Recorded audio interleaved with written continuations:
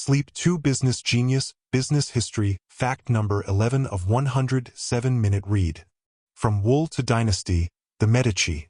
They began by selling cloth.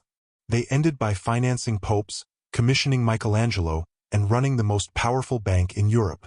The story of the Medici is the story of how commerce can reshape an entire civilization. By Sleep to Business Genius, Business History Florence, Italy, 1300s-1500s. The Medici coat of arms, 6 golden balls, said to represent coins or pills, watched over the most powerful banking dynasty in Renaissance Europe, built from modest wool trading origins. Let your eyes close. Let your breathing deepen. And travel to the city of Florence, sometime in the late 14th century. The city smells of damp stone, tanning leather, and the sharp lanolin of raw wool. In the workshops along the Arno, bales of English and Flemish cloth are being carded, woven, and dyed in the vivid reds and blues that will make Florentine textiles famous across Europe. And somewhere in this world of cloth and commerce, a family called the Medici is quietly accumulating the contacts, the capital, and the skills that will one day make them the most powerful private family on the continent. They did not begin with ambitions of dynasty. They began with wool. The Medici story is a masterclass in how commercial success compounds. Each venture funded the next, each connection opened new doors, and a family that started selling cloth ended up bankrolling the Renaissance. The wool trade and the first fortune. Florence, late 1200s, 1300s, building wealth in the cloth trade. The Arte della Lana, the Wool Guild, was one of the most powerful institutions in medieval Florence. The city had built its early prosperity on the processing and trading of fine cloth, and the families who dominated this trade were among the wealthiest in Italy. The early Medici were members of this world, dealing in raw wool and finished cloth, building the trading relationships and accumulated capital that would fund the next step. That step was banking. As Florentine merchants traded across Europe, they needed financial services, currency exchange, letters of credit to move money between cities safely, and loans to fund trading ventures.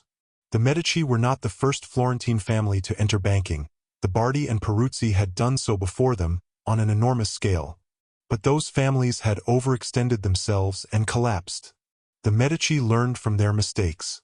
The Medici Bank. Founded formally by Giovanni di Bicci de' Medici in 1397, the Medici Bank operated branches in Rome, Venice, Geneva, Lyon, Bruges, and London. At its peak under Cosimo de' Medici in the mid-15th century, it was the largest and most respected bank in Europe, serving popes, kings, and merchants alike. It introduced the letter of credit as a standard financial instrument and pioneered the use of holding companies to manage multiple branches.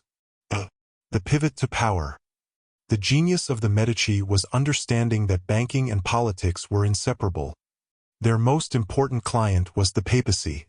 The church needed banking services to collect revenues from across Europe, to fund crusades, to pay for building projects in Rome, and the Medici provided them superbly.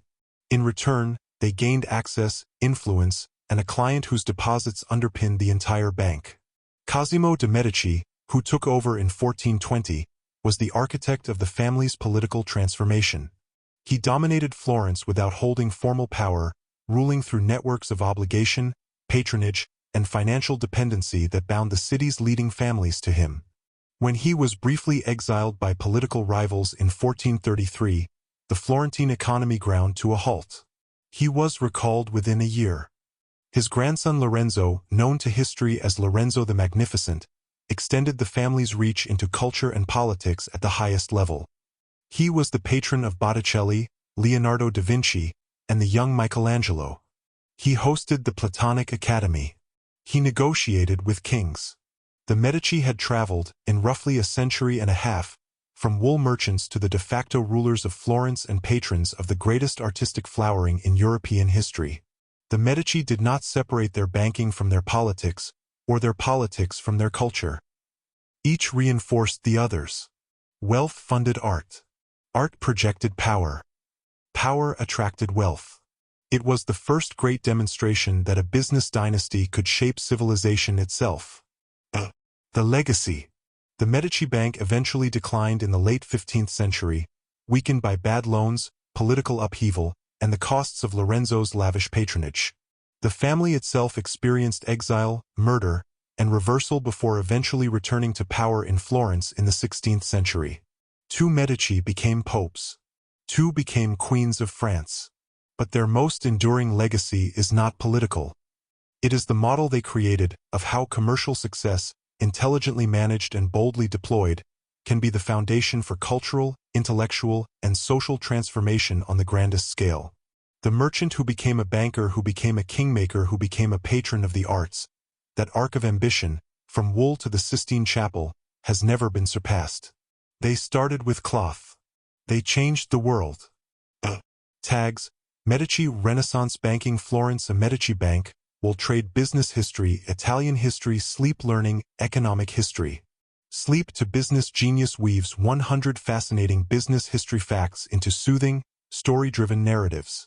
This is fact number 11 of 100.